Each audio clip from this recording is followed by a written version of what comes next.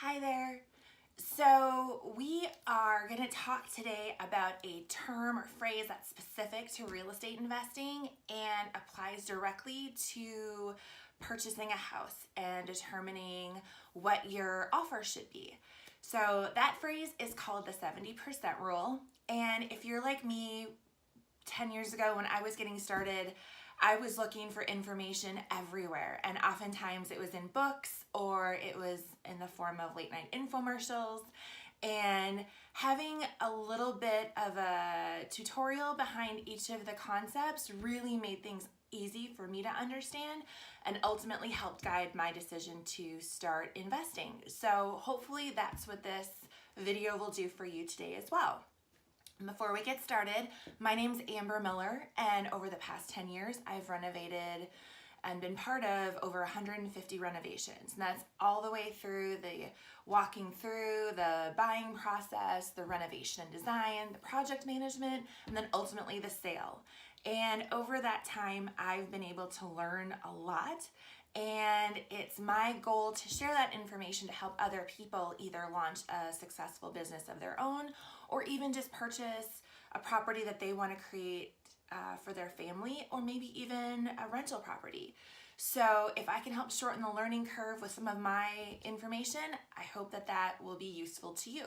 So before we get started, I also want to make sure you guys know that there is a checklist available. If you go to thresholdhomesmn.com/checklist, there's actually the 8 tips that I'm looking for in a house when I walk through, and you can print that out and take it with you as you do your search for the perfect house.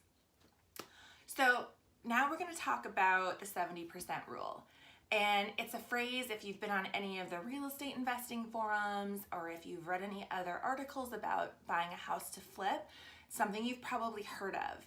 So what it is at its simplest form is it's a formula that you use to determine what your maximum offer on a property will be. Now, just like anything in real estate, it can have exceptions, and we'll talk a little bit about those in a couple minutes. But basically, if you have a house that is going to be worth $200,000 after it's repaired, so it's ARV, then what you want to do is take 70% of that, so that would be $140,000. You'd want to subtract out your repair budget. So if you were estimating $50,000 for repairs, it'd be $140,000 minus 50. So $90,000 would be your maximum offer. Now, a couple caveats to this rule that really make it just a guideline. There are certain geographical areas of the United States where housing is just more expensive. And you may even find that's true in the neighborhoods that you work in. So you got to remember that it's always worthwhile to consult either someone who is a seasoned real estate investor and knowledgeable about those specific areas, or a real estate agent, because they're also going to be able to help guide you. If you apply this guideline to all of your offers, it's going to make it very difficult for you to ever have an offer accepted because you won't be competitive. So you're going to want to keep that in mind. So those people who are your team, who are your resources to help you succeed, you're still going to need those people. And another example of this is there are such variations locally. Even here, there's a street that I can think of where north of that boundary, a house is worth 30 to 40% more than if it's south of that street.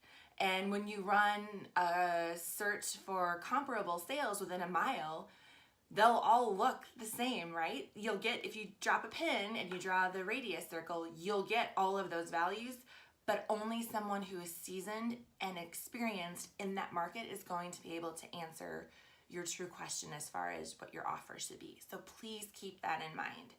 And also keep in mind that in order for this formula to work, you do need to have kind of a rough estimate for your numbers, especially your repairs. So that's another thing to be mindful of.